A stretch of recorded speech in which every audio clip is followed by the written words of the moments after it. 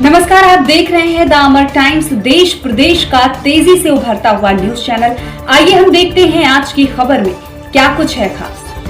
पिछले 9 बजटों में अगर हम देखें तो हमारे किसानों के लिए कुछ नहीं सरकार कर पा रही है, और अगर किसानों के लिए कुछ किया होता तो अभी तक की डबल इंजन की सरकार में गांव की तस्वीर कुछ और होती। यही सरकार जो खाद नहीं दे पा रही है, ये सरकार समय पर बीज उपलब्ध नहीं करा पा रही है, यही सरकार बीजेपी की कीटनाशक दवाइयां नहीं दे पा रही है। अगर हमारे किसानों का नुकसान हो रहा है तो उसकी भी सरकार भरपाई नहीं कर पा रही।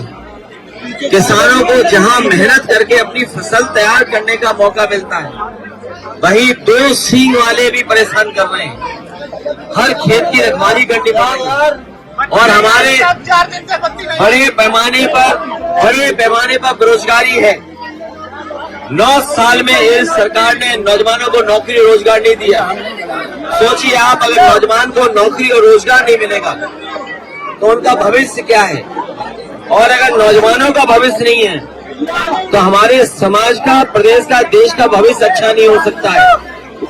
मैं देख रहा हूं कि विधानसभा में बैठ करके भारतीय जनता पार्टी के लोग झूठ बोल रहे हैं।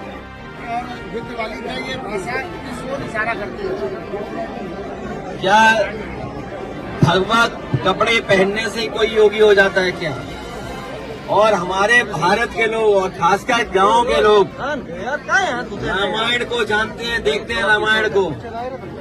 वो ये भी जानते हैं कि सीता मां का अपहरण जब हुआ था तो रावण भी साधु के भेष में आया था। ये जन जन जानता है, पूरा प्रदेश देश जानता है। जितने लोग सनातनी लोग हैं वो जानते हैं, हिंदू समाज के लोग जानते हैं जो है कि जब रावण को सीता मां का हरण करना था तो रावण साधु के भेष में आया था।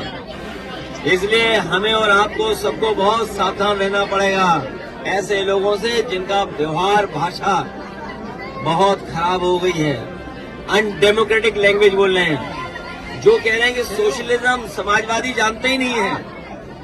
ये एम्बुलेंस का काम, समाजवादी मतलब सबका साथ, समाजवादी मतलब सबको सम्मान, समाजवादी मतलब सबको साथ लेकर चलने गए। हमारे मुख्यमंत्री कुछ जानते ही नहीं है। ये पहले मुख्यमंत्री हैं जो कुछ जानकारी नहीं रखते हैं। इनसे पूछो समाजवाद, इन्हें समाजवादी नहीं पता है। इनसे पूछो लोकतंत्र, तो उसका भी नहीं पता इन्हें।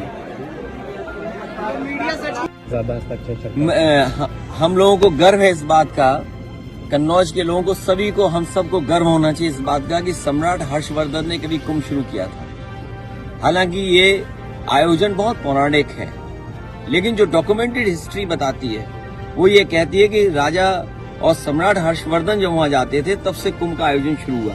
उन्होंने उसको और भव्य बनाया और सभी धर्मों को वो बुलाते थे।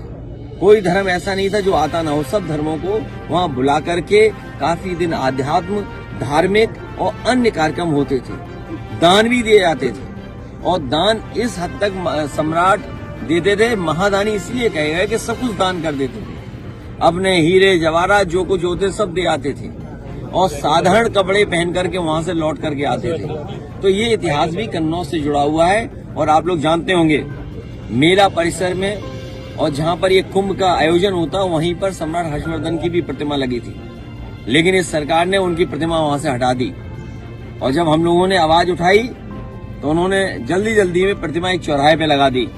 मैं अपने कन्नौज के लोगों को और तमाम सनातनी धर्म के लोगों को कहना चाहता हूं कि जिस सम्राट हर्षवर्धन ने कुंभ को ये पहचान दी, कुंभ को हमेशा इस रूप में कराया, उनकी प्रतिमा जहां लगी थे उससे भी अच्छी जगह जिस इलाके में कुंभ होता है वहां पर लगाएंगे, और अपने कन्नौज में भी लगाएंगे। भैया क्या लगता है? आज के समाचार में बस इतना ही। हम मिलते हैं दूसरी खबर में, तब तक आप देखते रहिए द अमर टाइम्स। हमारे न्यूज चैनल को लाइक, शेयर, सब्सक्राइब करना ना भूलें। हम मिलते हैं दूसरी खबर में, तब तक के लिए धन्यवाद।